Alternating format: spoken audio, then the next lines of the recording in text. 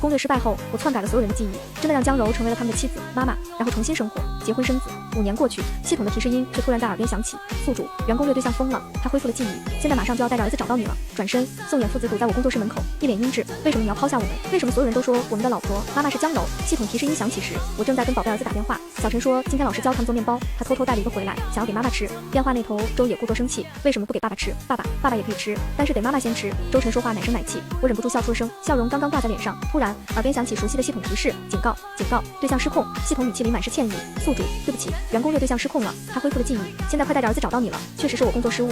如果你有需要，我这边可以免费帮你安排一次死盾，你可以去到其他世界重新生活。死盾，5年前我发现宋衍有一个爱而不得的白月光，连我们的儿子都更想要他当妈妈时，确实想过死盾。可如今，我看着手机屏保上温馨的全家福，摇了摇头，不用了，我现在的生活很好，以往可望不可及的爱意成了我的日常，我不想舍弃。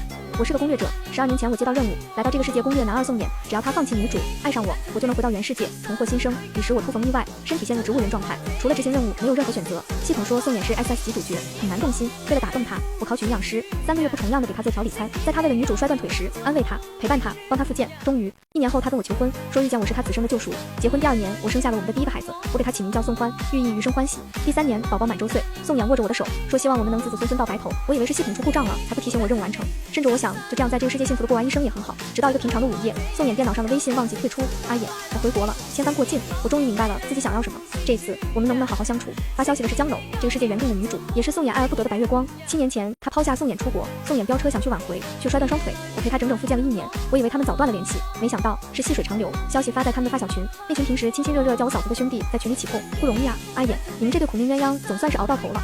这个群刚结婚时，我曾叫宋衍拉我进去，他却说群里就是他们那堆发小，也没谁拉家属进群，还说群里的人我都见过，一帮大老爷们聊得没营养。我点开群成员，确实都是我平时见过的人，除了江柔这个群主，头像是江柔本人，头发挽在一边，露出姣好的侧颜，低头娴静地抄着经，而宋衍的头像恰好就是一篇经书。我曾问他为什么要用经书当头像，太老气了。他说这是在为我和儿子祈福，胃里泛起一阵酸水。我看着这簪缨小凯，只觉得恶心。因为江柔的回归，群里欢腾了许久，过了半小时，宋衍才犹豫地冒泡：佳佳对我和家里人很好，我不忍心伤害他。那你喜欢他吗？不喜欢吧。我没看到那句不忍心伤害，也没去关注群里后续的反应，只看到他说不喜欢我。宋欢4岁那年，我怀了2胎，那时宋衍正在跟自己大哥争权，为了帮他拉到融资，我1周飞8万公里，每天只睡3小时，融资成功，我却过劳流产。医院里，宋衍抱着我说我是他这辈子最爱的人，是最爱的人，却不是喜欢的人。对宋衍而言，爱是责任，是习惯，却不是心动。因为没有心动，所以至始至终系统都没有提醒我任务完成。事实的真相在此刻得到闭环。我又点开2人的私聊，宋衍很珍惜和江柔的每一次聊天，认识15年。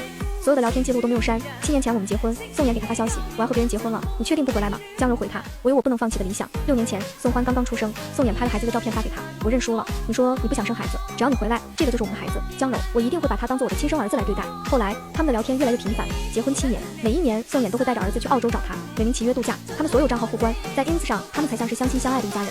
我会将象征宋家儿媳的手镯给了他。那群平时打趣我和宋衍的发小在背地里说我是鸠占鹊巢的可怜人，我被气笑了。问系统，那我这算是任务失败了，我能不能死盾，去其他世界做新的任务？忙活7年，我不想最后伤心伤情，还要回去做植物人。系统有些为难，宿主，你目前的积分无法去到其他位面。不过大约是之前没有对我提醒，他有些抱歉。我前几天看了主管的策划，随着男二结婚，江柔在这个世界的大女主故事已经结束，这个世界将出现新的攻略对象。如果您在这个世界将新对象攻略成功，同样算您任务完成。只是这次的攻略对象是 SSS 级，攻略难度更大。他有什么白月光前任吗？那没有，他是 Team 男主，走男频相，心中没女人的，没女人就行。什么白月光朱砂痣我已经受够了，我情愿去攻略一个冷心冷情的莽夫。我让系统给我换了个身份重新生活。临走前用最后积分篡改了这个世界所有人的记忆，真的让江柔成为了他们的老婆、儿媳、嫂子。系统吞吞吐吐，连儿子的记忆也改了，也改。宋衍发了那句话没多久，宋欢就给他发消息，听说柔柔阿姨回国了，爸爸可不可以让柔柔阿姨当我妈妈？她好漂亮，还什么都懂，不像妈妈只有本科文凭。隔壁2胖妈妈都是硕士，父子俩一个出差，一个参加夏令营，隔着千里却在思念同一个女人，委屈永无黑夜，被大火席卷成荒诞。我抽出钱包里的全家福，点燃，带着打火机往后一扔，将这个家和他们的护照烧了个干干净净。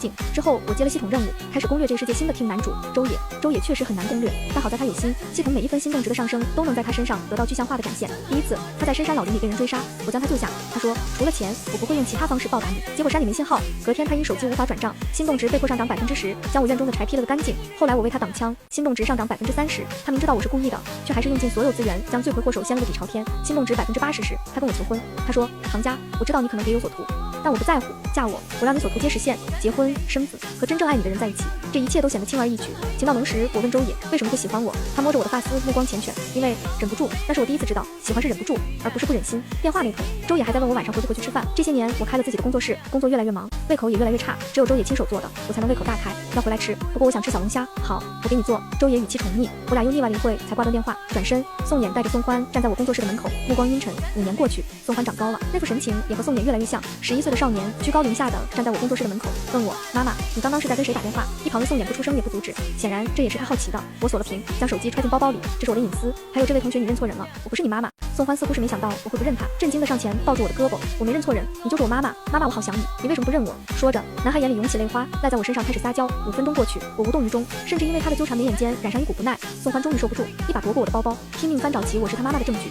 打开钱包，里面已经不是他的照片，解锁手机，锁屏密码也不再是他的生日。早在我决定重新生活的那一刻，我就抹除了所有关于他和宋衍的痕迹，就连染色体我都让系统给他换成了姜柔的。他找不到任何证据能证明我是他妈妈，周围所有的亲戚朋友，甚至是整个世界的人都只会记得宋家的儿媳妇是姜柔，而我只是一个没有任何交集的陌生人。宋欢崩溃大哭，我收起包包，看向一旁的宋衍，这位先生，你是孩子的家长吧？孩子生下来还是要好好教，随意翻陌生人的私人物品不是一个有家教的行为。我待会还有事，麻烦你把你儿子带回去。话没说完，宋衍发疯似的将我嘴捂住，眼眶通红的质问我，为什么你要抛下我们？为什么所有人都说我们的老婆妈妈是姜柔？男女体力是先天的差距。我挣扎了半晌都没能挣脱宋衍的桎梏，刚想一口咬下去，包里电话响起，传来周野父子卖弄的歌声，爸爸，太阳出来月亮回家了吗？对了，星星出来太阳去哪里啦？在天上，太阳星星月亮就是吉祥的一家。这是今年幼儿园文艺汇演我们一家唱的吉祥三宝。起初我不愿意把它设成名声，周晨那小子躺在来福身上威胁我，要是我不射，他就带着来福离家出走，怕我倒不担心。听男主的儿子出门堆沙子都有雇佣兵暗中保护，但来福真的太老了，我担心他老胳膊老腿的在外面吃苦。听见铃声，蹲在地上的宋欢止住了哭声，宋衍也是神情莫名一喜。这个是吉祥三宝，佳佳，你也在想念我们，也在想念这一家对不对？不然你不会用这首歌当手机铃声。白眼翻上天际，我甩甩头，将他的手甩开，不好意思，我爱人和儿子五音不全，让你们见笑了。说着，我掏出手机接通了周晨的电话，宝贝，怎么啦？是不是想妈妈啦？语气加的连我自己都觉得做作。电话那头，5岁大的孩子明显一愣，以为自己犯了什么天大的错，被我抓住，哆哆嗦嗦的问妈妈，你知道啦，我不是故意用蚂蚱吓小美的，是爸爸说蚂蚱炸了好吃我才送给他的。什么？你拿蚂蚱吓你同学？果然没有哪个妈能温柔超过5秒。我是说今天他班主任怎么给我发消息又撤回，感情是觉得我这儿子没救了。我语气暴躁，让你爸接电话，哪有当爹的教儿子给女同学送蚂蚱？周也没来得及接，宋衍一把夺过我的手机摔在地上，什么宝贝爱人，唐家，你的爱人儿子在这。空气停滞了半分钟，我脸上的暴躁褪去，冷漠重新爬上脸庞。曾经我也摔过宋衍的手机，在我发现他给我的备注是唐家女士的时候，那时父子2人刚从澳洲回来。宋欢感染境外病毒，发起了高烧，体温飙升到40度，嘴里模糊不清的喊着揉揉揉揉，我以为是揉揉，边给他揉肚子边给宋衍打电话。电话铃声响起，宋衍在花园里没带手机，我走近想拿给他，却清楚的看到来电显示唐家女士，我是唐家女士，可我在这部手机上怎么会是唐家女士呢？明明3个月前还是老婆。直觉告诉我改变的原因在手机里，我拿起手机输入自己的生日，解锁失败，结婚纪念日解锁失败，儿子生日、婆婆生日、宋衍生日统统解锁失败。宋衍恰好回到房内，看到我在翻他手机，眉目一拧，你在干什么？儿子感染了境外病毒，家庭医生说得赶紧送医院，你先把手机给我。为什么我的备注变了？你先把手机给我。推搡间，我一把将手机摔在地上。为什么你每年都要带儿子去澳洲？为什么婆婆可以去，公公可以去，连你那群发小都可以去，就我不能去？为什么我的备注变成了唐家女士？那时的我以为系统故障，早已将一生都压在了这个家庭里。结婚6年，每一年宋衍都要带着儿子去澳洲度假，却没有一次愿意带我。广袤的南半球仿佛成了我的禁地，我可以去英国谈判，去法国看展，去非洲援建，却独独不能去澳洲。而这一切连个理由都没有，不安、彷徨让我力竭。我蹲在地上放声大哭。宋衍走到我身边，居高临下的望着我，唐家，别发疯，这样很丑，有多丑呢？思绪回笼，我看着此时气急败坏、发丝凌乱的宋衍，确实好丑。因为常年记忆错乱，宋衍精神大不如前，眼下乌青，身形也消瘦了一个 size， 可能是为了跟我相认，身上穿的还是我5年前给他定制的西装，宽阔的肩身如今空空荡荡，衬得他像个鸡仔。听见我说丑，宋衍瞳孔一缩，难以置信地看向我，佳佳，你在说什么？我没回答，只是招来保安，趁着保安将人制住时闪身走人。感谢他教会我，并不是所有问题都能得到解答。身后宋衍父子还在叫嚣，佳佳，你是不是也失忆了？我们真的是一家人，我们真的是你的老公、儿子。保安队长王哥是周野手里退下来的雇佣兵，一巴掌扇在他脸上，脑子有病。回到家，周野裸着上身，正围着围裙在厨房里做小龙虾。听见我回来了，探出头，十分谄媚地冲我打招呼，老婆回来了。今天小龙虾做了3种口味，蒜蓉、蛋黄、香辣应有尽有。小陈屁颠屁颠的来帮我提包，他们都以为电话突然断掉是因为我生气了。喷香扑鼻的龙虾味窜入鼻腔，我走进厨房，下回你别叫儿子有的没的了。你当年吃蚂蚱那是条件艰苦，现在污染严重，别哪天再吃坏了肚子。周野点点头，知道了，老婆大人。夜里，周野把我压在床上咬耳朵，听说今天有人纠缠你，我身体一紧，没有。说完便想给自己一嘴巴子。王哥是他的人。宋衍父子踏进园区，他怕是立马就知道消息。周野玩味地挑起我的发丝，没有，就是两个不相干的人。我怕你担心才没多说。我败下阵来，钻进他怀里，弥补式的撒娇。领取任务时，系统就告诉我，面对周野，撒谎和隐瞒是大忌。从黑夜里杀出来的人，最忌讳的就是背叛。但和宋衍在一起的那7年，我留下了太深的后遗症，再也不敢将身心全部交付于一个男人。周野手掌从我的脖颈向腰侧，不相干的人，宝贝，你确定？我怎么听说小的那个叫你妈妈，大的那个叫你老婆？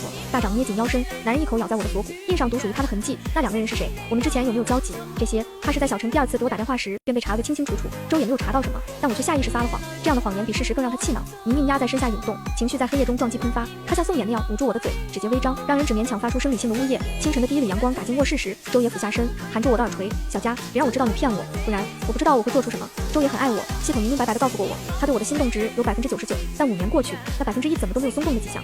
我甚至不知道症结在哪里，他可以将后背完全交给我，容忍我所有的做作，甚至可以为了我去死，却偏偏无法做到完完全全将心。